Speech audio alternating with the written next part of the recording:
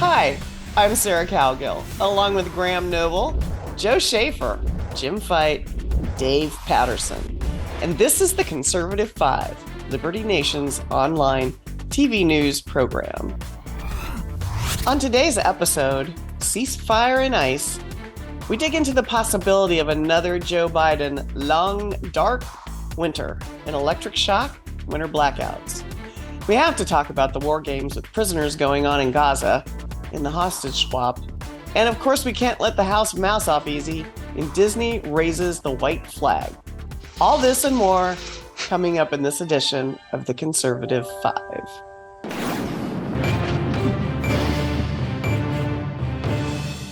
Hey, America! A big chill is heading our way, at least according to the North American Electric Reliability Corporation. The organization has issued a warning that finds parts of the U.S. are again at an elevated risk to meet demands this winter. Cold snaps will cause extreme levels of electricity usage that may not be available, resulting in rolling blackouts. Not so great news if you live anywhere that's a little chilly. Could this be a result of Biden administration energy policies and its war on gas? Our panel's here to discuss. You know, when Biden promised a long, cold, dark winter, who knew he could deliver?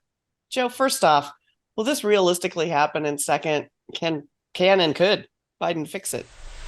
I'm tempted to say this is all part of the long-range plan. If you recall, when he ran for president, he gave one of the darkest, most dystopian landscape type speeches in accepting the Democratic nomination in 2020.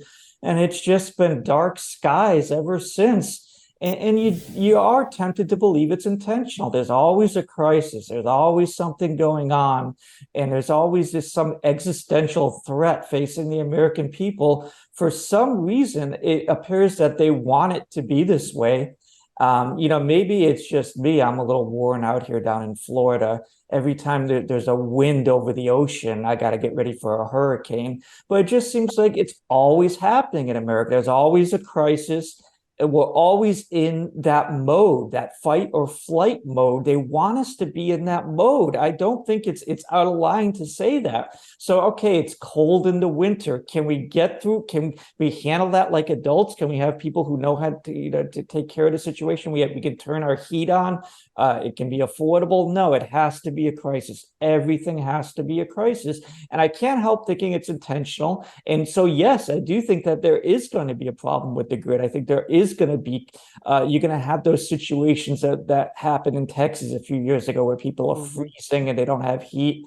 And, I really do believe they want it to be this way. And you can all call me a crazy conspiracy theorist right now, but that really is the way I've seen it after enduring, what is it, almost 3-4 years. Hey, those windmills did freeze up. So there's that. I mean, you can't be too much of a conspiracy theorist.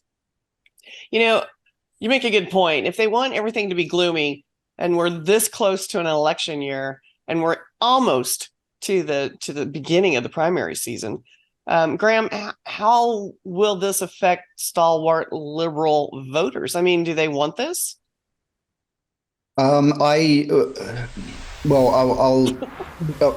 I won't use the phrase stalwart liberal voters because personally I have nothing against stalwart liberals if they're real liberals, but your average Democrat voter, and particularly the progressives, they would rather freeze to death than have Trump back in the White House. So I don't think it's going to make any difference to them. Plus the fact that Joe Biden will simply say, well, this is actually all Trump's fault. He caused this problem. And now, unfortunately, I just inherited it. Nothing I can do about it. And a great many Democrats, not all of them, but a great many Democrats will simply just accept that and say, OK, fair enough. Yeah, Trump's fault. Sounds about right. So, how much difference it will make? I don't think it'll make a lot of difference. I think, obviously, the people in the big cities are going to suffer the worst, particularly in places like California. There's probably going to be rolling blackouts in those big metropolitan areas. I think where some of us live, in the smaller places around the country, probably won't be affected too much. But bottom line, no, I don't think it's going to make really much of a difference at all to how the election pans out. You know what, Dave? I want to go back to Joe here for a second. And he said, this is just going to happen. And if that's a political power play, that's pretty rude. But are we saying that the power grid is ill-equipped to handle winter, or are we just shut it down? I mean, winter happens every year. How do we not know it's coming? I know, surprise, surprise. It's December, February, and oh my gosh, it's cold. But I think that some of the experts are perhaps right in isolated places where the electricity capacity of the U.S.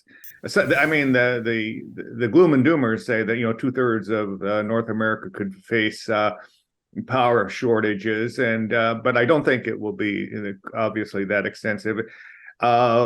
Contrary to climate change enthusiasts, the climate for winter has been pretty much the same year over year. And, in any case, regions of the U.S. where power is generated by nuclear or fossil fuels of some kind, they'll weather this winter just fine, I think. And the real problem has been one of Biden's making, and that is that he has neglected the natural gas infrastructure. There's obviously not. He's not interested in that.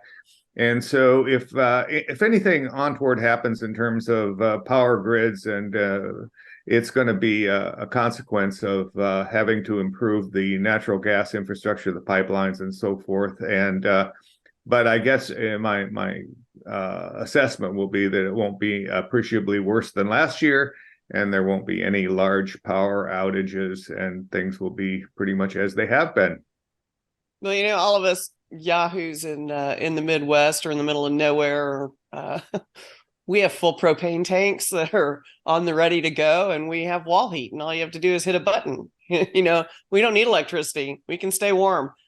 Jim, how do you take a group of people that say we've got to electrify everything? Everything's got to be electric. We've got to go get rid of fossil fuels, and we got to do electric cars and electric charging and all this stuff. And then they don't have the power grid to charge the cars or keep the heat on. I mean, how do you reconcile that strategy? Well, Sarah, I don't reconcile it. I think the bigger question is how do they reconcile it? Look, I'll first off, I'm going to use Joe gave permission to call him a crazy conspiracy theorist. So thank you very much, Sarah. I'm going to use that. We've got the crazy conspiracy theorists down in Florida. I'm in Arkansas. Graham, I think you're in Mississippi. There's three of us on the panel in what I call the sweltering South. Every winter, there's power grid issues somewhere in the country. Well, guess what? Every summer, when it gets hot, there's power grid issues in this country. It's every year. We know for a fact that the American energy infrastructure cannot handle any more of a load than we're already giving it. But now we're going to say, oh, well, we've got to get rid of gas or fossil fuels in general when it comes to heating, cooking, and driving. That doesn't work. It's almost, I'd never thought about it before the self-declared crazy conspiracy theorist. I'm never going to let you live that one down, Joe. Before you said it. Can we just use the initials? Yeah, well, anyways. CCT. The CCT on the panel. You know that over the last few years, we've always seen how many crazy conspiracies have actually turned out to come true. I just thought I was about to get it. Just really quick. I'm kind of poking fun at Joe a little bit, but it's but no, I mean, I never thought about it before, but the man makes a good point. It almost does kind of make you think, hey, is this intentional? It's inescapable to me that they always want us thinking that the sky is about to fall. They want us in that mode. And to me, I feel like that's intentional. That is a control apparatus. They want it applies everywhere else too, right? Okay, well, you did hear the new narrative they're pushing now that Education Secretary Cardona said, we're from the government. We're here to help. That's what Ronald Reagan said. I mean, are you freaking kidding me? How is that even? Well, you're talking about misquoting that's somebody. The new thing. That's going to be a new mantra now. Yeah. I think what we're looking at is von Munchausen by proxy in the political world, where they create a problem only so they can swoop in and solve it. Unfortunately, they need to be a little bit more capable to solve things than they have been. We're really looking at a kakistocracy here, aren't we? Where people have been put in positions because they're so inept and lame. Well, what's the old saying about giving up liberty for the illusion of security? I mean, for that was Ben the Franklin. government to have complete control willingly handed to them, they've got to convince the people they can't do it without them. Well, they do like to instill fear. I mean, according to our CCT, Joe, it's all a big conspiracy. Well, we can connect what Dave said to what Joe said, because basically that's what they do. They actually create the problem, and then rather than there's no swooping going on. They don't solve that problem. No. They leave it because these perpetual crises, as Joe intimated, these perpetual crises, these perpetual problems, that gives them something to always say. Well, we're working hard to solve this problem, but they never actually solve the problem, because that way, when the next election cycle comes around, they can once again say, we're working hard to solve this problem. It's like, oh, hold on a minute. You told us that 3 years ago. What's going on? Absolutely. Absolutely. The problem is much more valuable to them than the solution ever would be. And that's the same with gun violence, crime, drugs, you name it. Every one of these problems, they've never solved any one of them, because they would rather have the issue to talk about than to actually fix it. And if it doesn't fixing it make people happy? I mean, during COVID, they just said, hey, you're going to lose your job, but don't worry, we'll send you a stipend, and then we'll just keep you on that stipend, and then nobody's going to go back to work until all of the government funding runs out and your benefits run out and all that. And people did that. Like it was, well, my government's going to take care of me. I was never taught to let the government take care of me. And I see this happening in this administration particularly. So that would be my take, that Joe, the conspiracy guy, is right, that they just want people to live this way. Not all conspiracy theories are false, right? No. Well, we've been proving them pretty good. Well, and they just always assume, very simply, they always assume that the more miserable, the more financially strapped, the more insecure people feel, both physically and financially, and every way, that they assume the more people are in that state, the more they will look to the government to solve their problems. One thing that maybe would be a good idea to point out for all these people that are delusionally thinking that if we go to all electric, that's just going to save the environment. Never mind what the grid can handle. Let's forget that for a minute. According to this was from an October 2023 report. According to the U.S. Energy Information Administration, 60% of the U.S. power grid is run by fossil fuels, whether we're talking coal or natural gas. So, I mean, whether you're pumping it in your car or just, flipping a switch on the wall, fossil fuels are fossil fuels. Well, I think that's what makes the whole idea of getting rid of fossil fuels so you can have an impact on climate change so delusional. One of our reports that we've had printed says that when you get down to it and cut all of the chaff away, that in an electric car, it is the equivalent of $17 a gallon, as opposed to being in a gas powered car. So it's to your point, Jim. I think that it's all madness, and we're both the dupes and the victims. Oh, let's face it, we're guinea pigs. Well, and also the other issue is what they're going to do is they're going to say, well, because the grid simply can't handle the demand, we are going to have to build thousands and thousands more wind turbines. We're going to have to erect thousands and thousands more solar panels, and they want us to get to the point where if you are on the coast anywhere, you look out over the water, all you're going to see is wind turbines for miles and miles. And when you're driving across America, all you're going to see is banks and banks and banks of solar panels for miles and miles. I mean, we're going to end up living in some kind of horrible artificial kind of landscape. There's no empty land or empty water anymore, because all of it is being occupied to try to generate enough electricity to meet our demands. Yeah. Well, one wonders if the heat of the White House will be affected. or if this is just a regular American problem that Joe Biden can't seem to solve. Stay warm out there and look to Liberty Nation to keep you informed. Thanks, panel.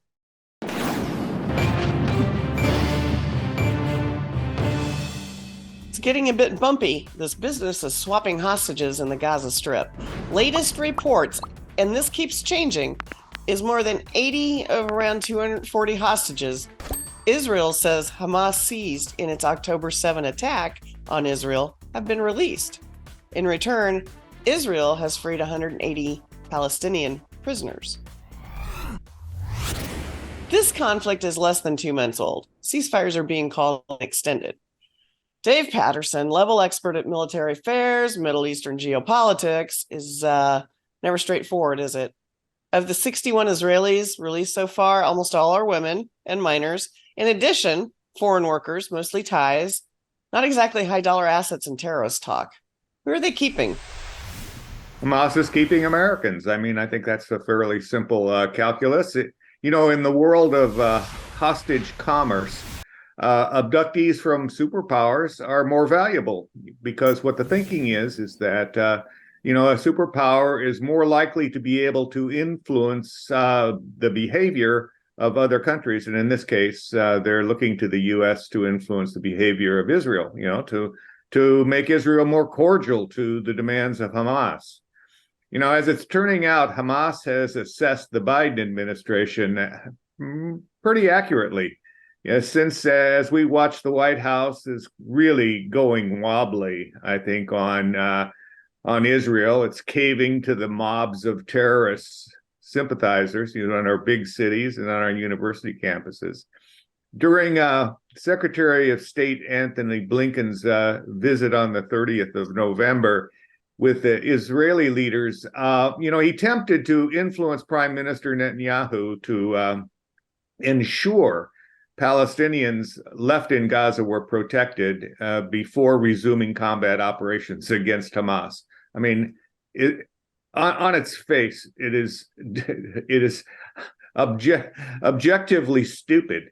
While the conversations were going on, two Hamas terrorist gunmen, shot up a bus stop near Jerusalem, killing 3 innocent Israelis. How does this administration do this? How did they do it? I don't get it.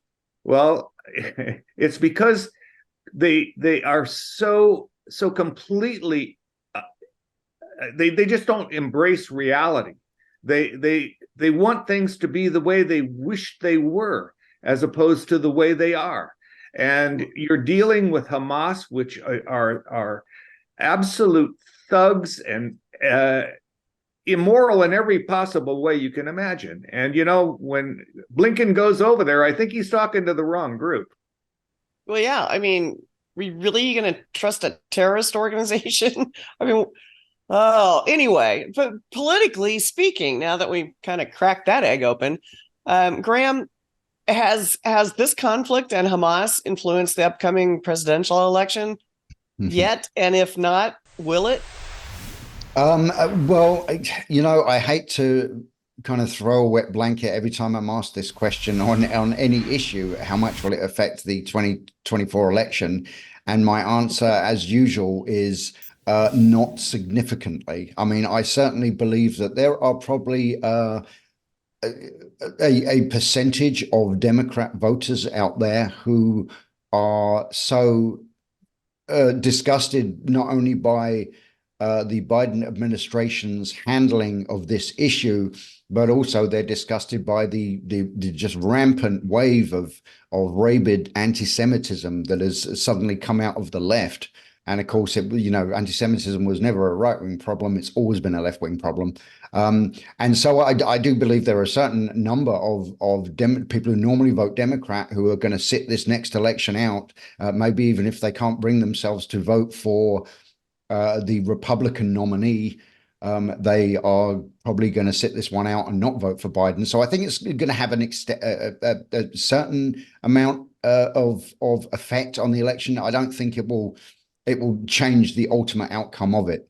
But definitely the Biden administration has really failed to, in their handling of this, they failed to appease the radical left, because they haven't taken a hard enough line against Israel, as the left thinks they should do. But they've also failed to, they've also disgusted the moderate faction of the Democrat Party by actually kind of, catering to handling Hamas to a certain extent with kid gloves almost. I don't understand why people don't study history, really. I mean, that's what we got Jim around for. But Hamas is not exactly new at taking hostages for a high dollar ransom.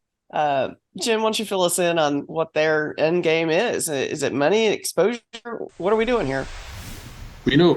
Sarah, I'm sure they had a plan when this all started, but I don't think they really have an end game right now that's driving this. I think, and I say that because I don't think when they did this that they realized this was going to be the straw that broke the camel's back, so to speak. This is like right now they're releasing hostages to stop the pummeling they've been getting from the IDF, but I don't think they realized it was going to come back this hard. I think they probably thought either that the international community wouldn't allow Israel to really do what they did. I mean, basically, Israel's declared that when this is all said and done with, there will be no Hamas. Period. End of story. Close the history book on that one.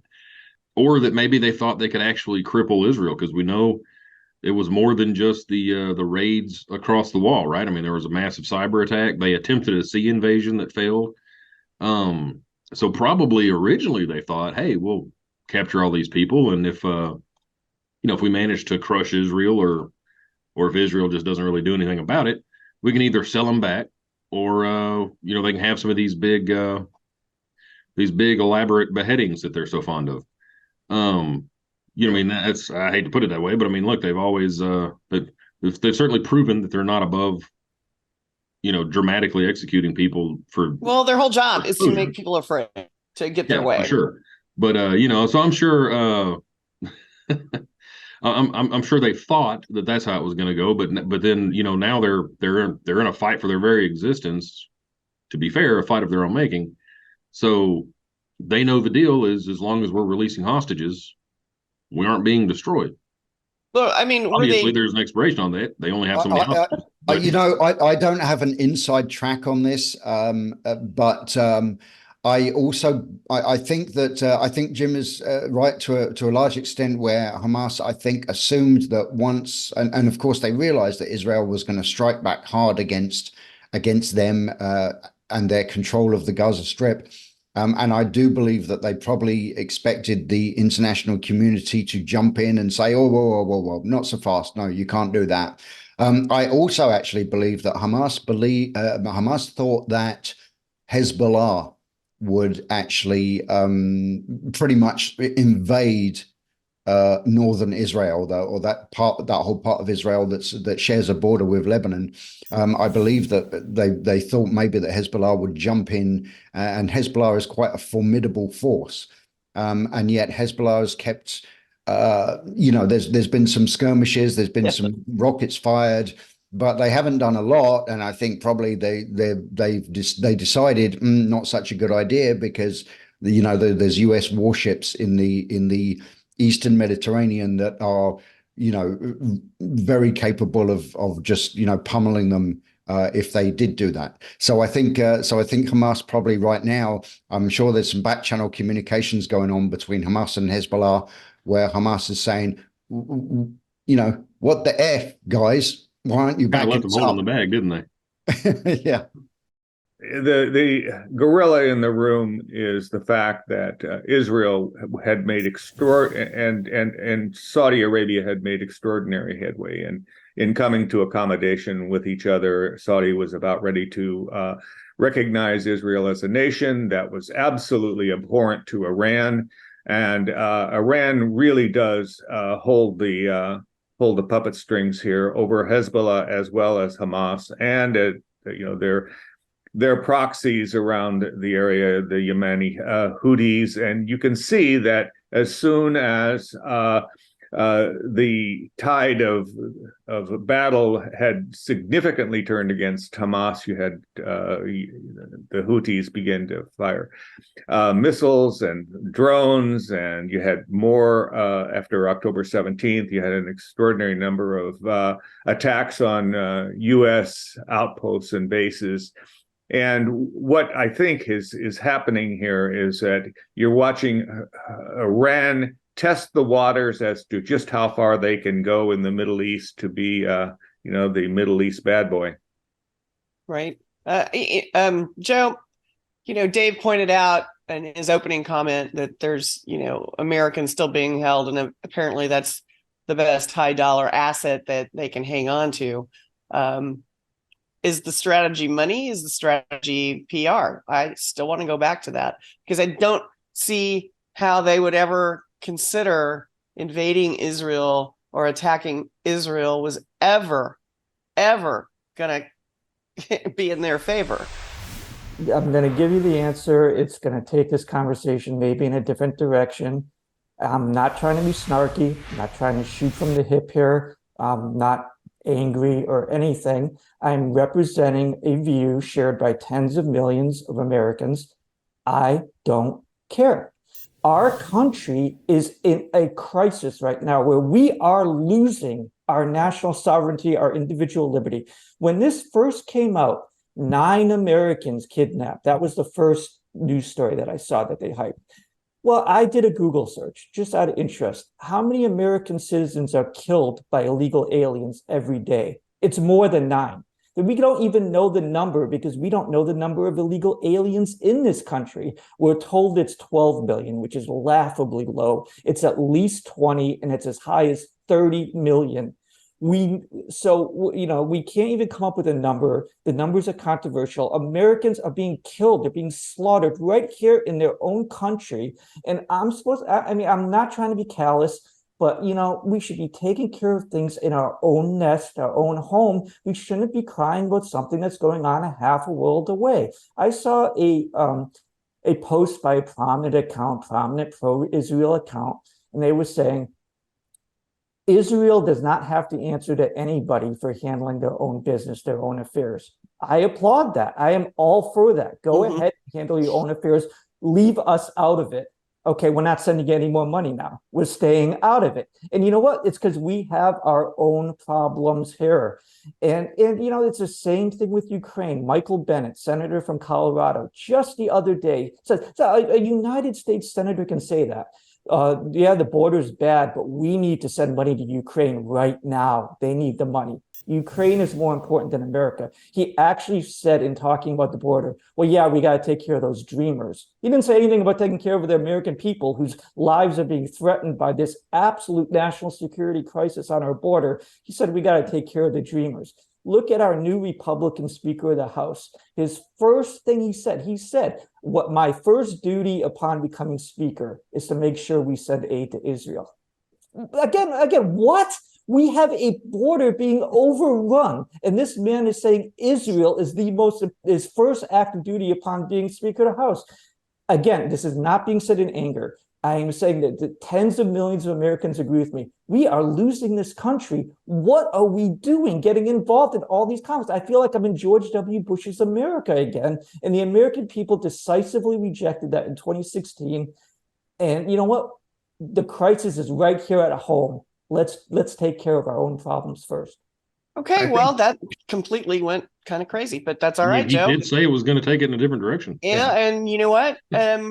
I think people need to hear exactly those sentiments. So I think, Joe, one of the things that you're up against is that in this country, we have no sense of what the Greeks called sophrosyne, moderation. We are all one thing or we are the other. We cannot look at things in a way that is moderate and be able to take care of problems as they arise, but yet have the shelter of an intellectual approach to safety and security and national security, because we can't do anything but look at the problem du jour. This is a whack-a-mole administration, and quite frankly, we're a whack-a-mole society. Well, yeah, I mean, it's which way the wind blows. there's foreign policy based on public polling. You know, come on, people, get smarter than that.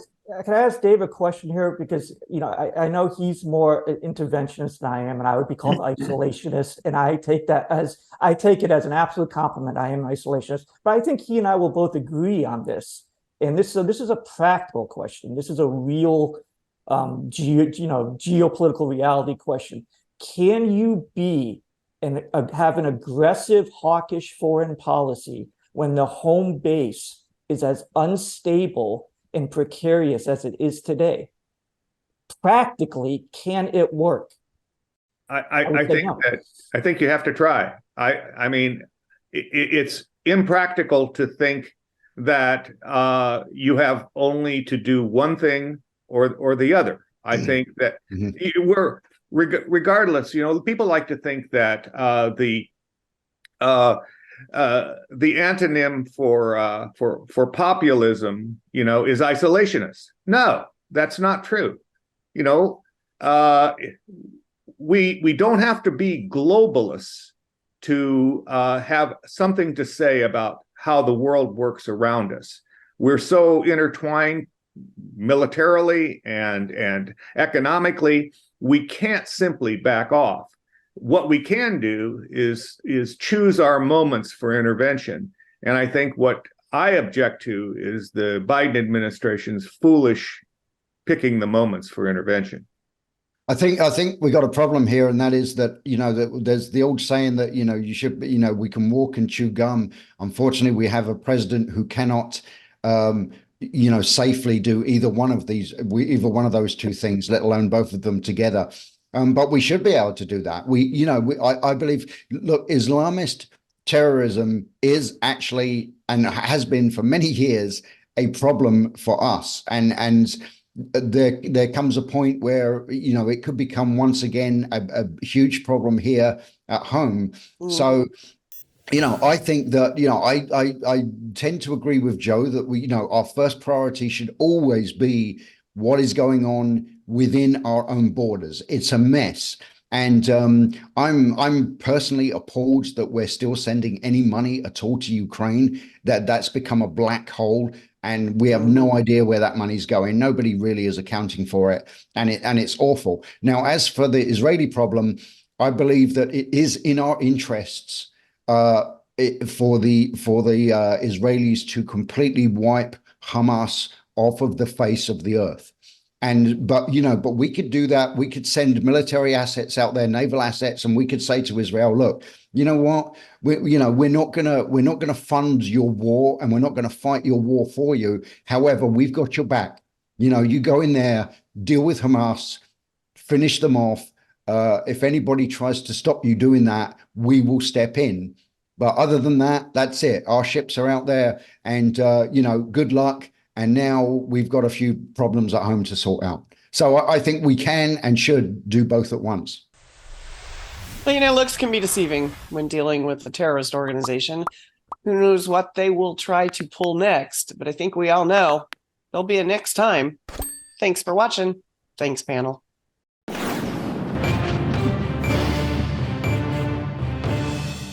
The Walt Disney Company is finally facing the music after bowing to cultural wokeness, which all but destroyed their brand. Well, their bottom line is subterranean.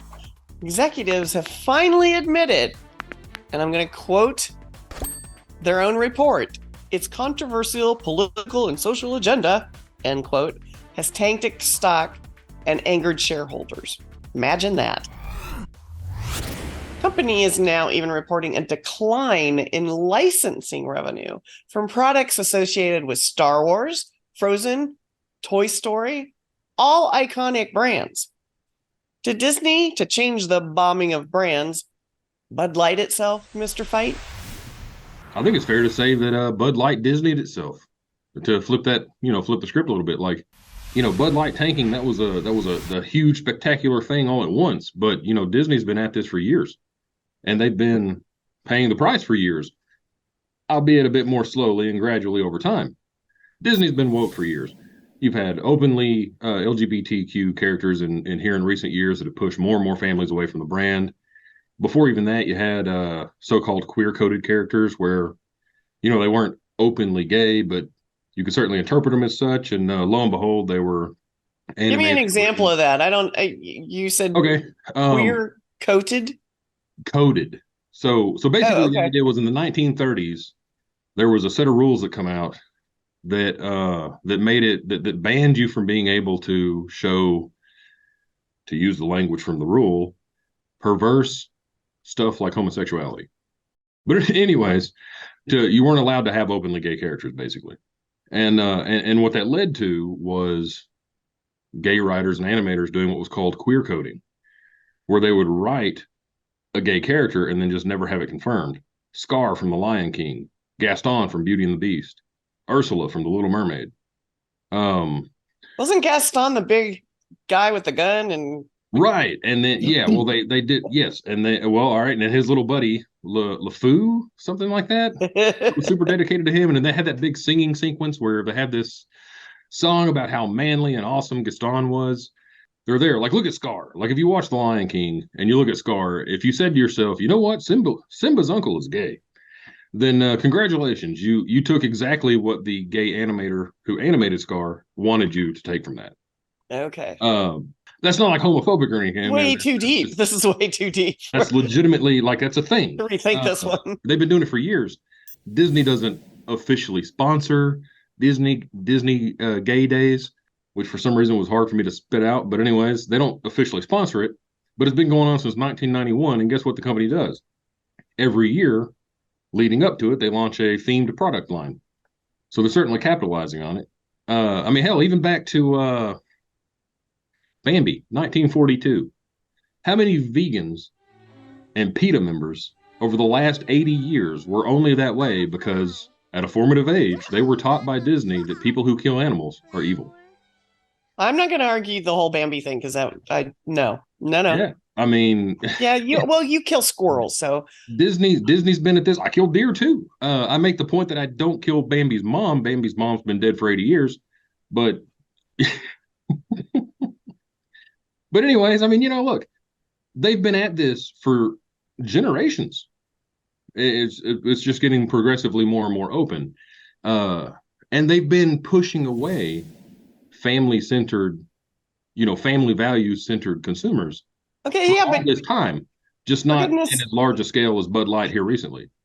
For goodness sakes, I mean, gay families aren't going to go constantly. I mean, if they lose their family dynamic, which is what the park was, themed over, and the whole enterprise.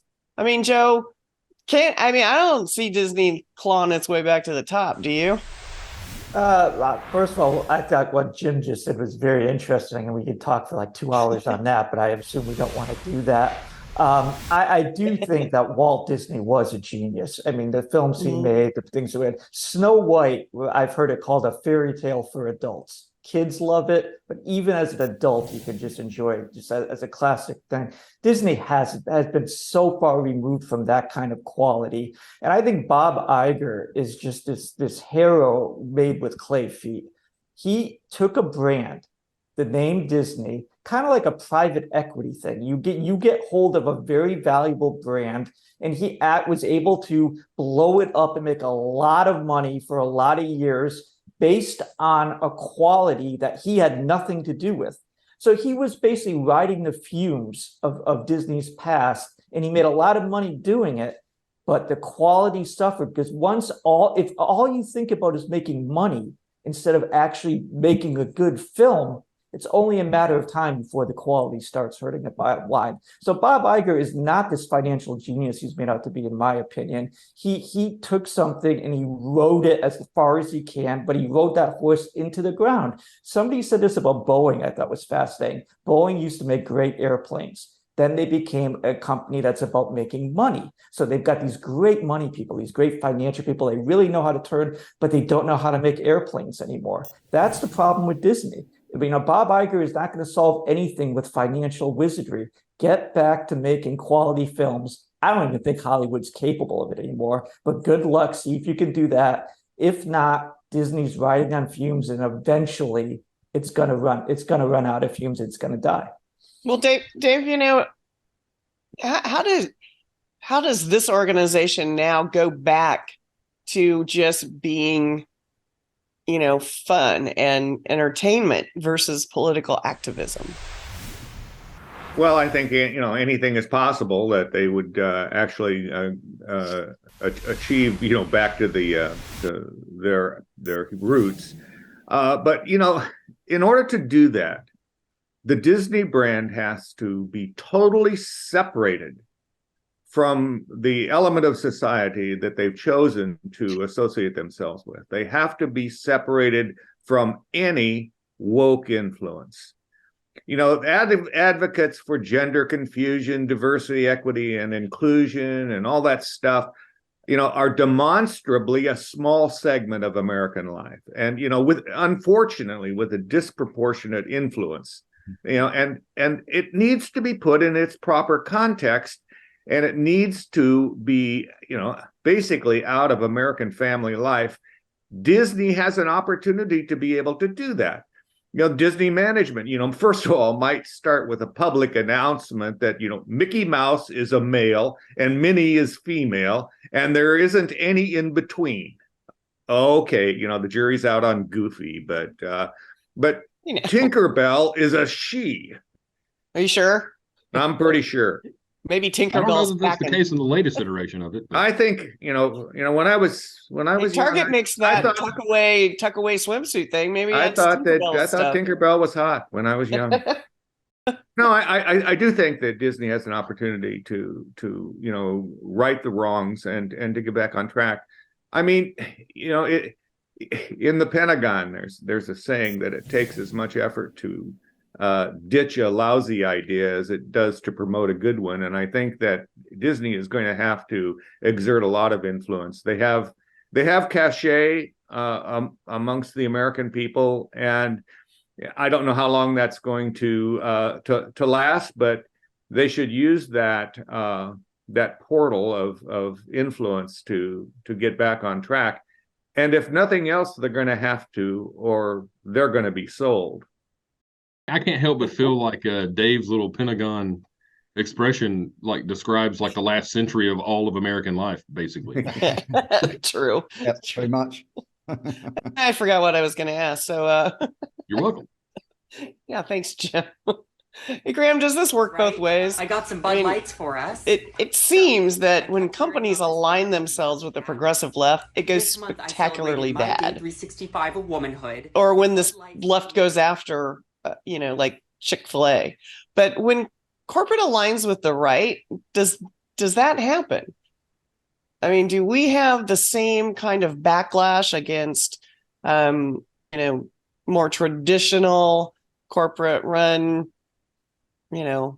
businesses? Am I missing something?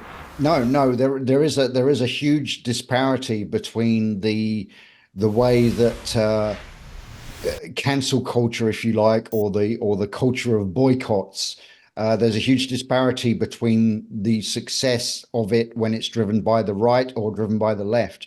And here's the thing that, the first way to explain that is by picking up exactly what Dave said, because he made the point that I was going to make, which is that the progressive left, these extremists, these lunatics that are trying to destroy American culture, and they deliberately are trying to destroy it, there's no question about it. These people are actually small in number. They represent only a slice of America, not even the majority of average Americans who just happen to be Democrat voters. They are not even on board with this stuff. They're not even paying attention to it.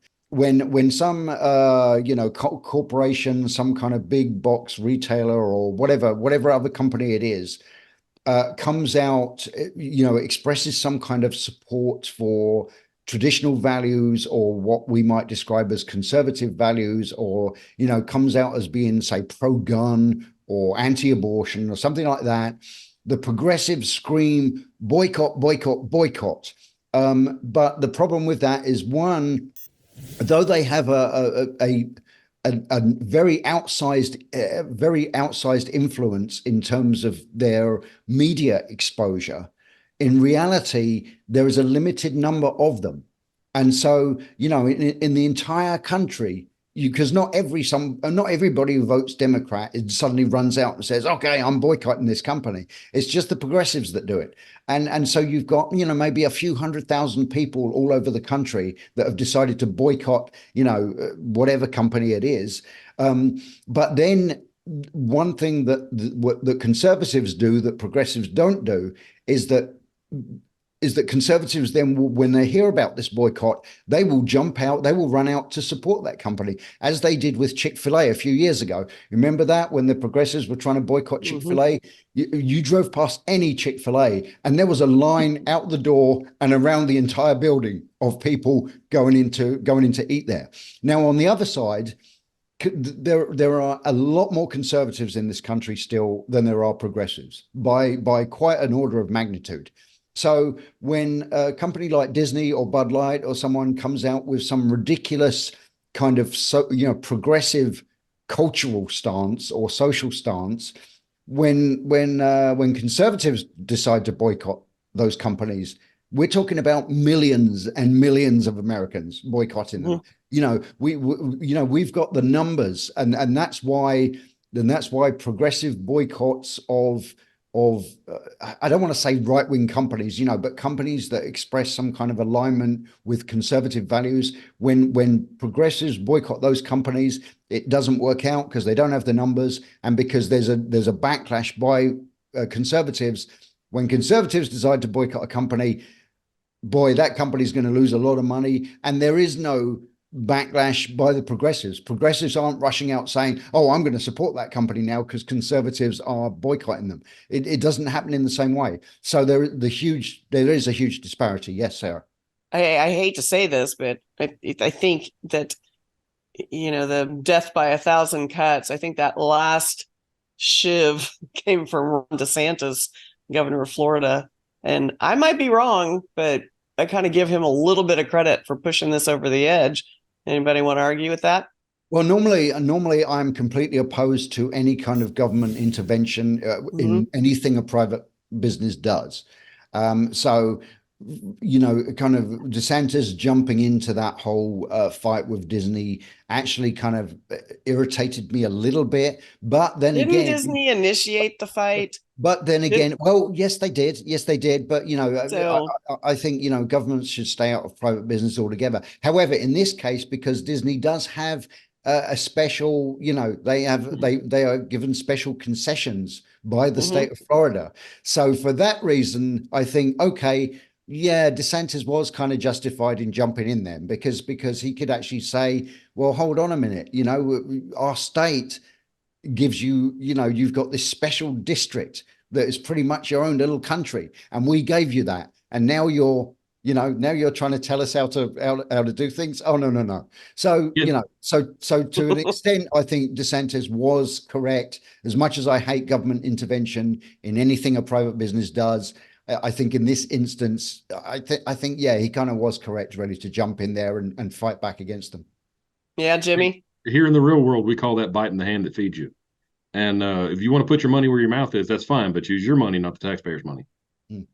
Right. Well, that's pretty smart. Yeah. I think that we may Jim, have... I could have just said that instead of just wasting all those words. Yeah, you used a lot of words, but I like those words, Graham. You did a great job there. The summary wouldn't have meant near as much without the full version before it. He dove right in there like he was going at it. He was ready for that. What do you got, Dave? Using Graham's calculus there, I thought that we might have a new stock market barometer here, and that whenever Target comes out with a new woke idea, that immediately short their stock. Well, maybe that's a sure sign of things to come if people don't stay in their own lane, so to speak. Well, it's been a tough year for the Magic Kingdom, but maybe this wake-up call on being woke will help avoid the next cheese-laden mousetrap. Thanks, panel.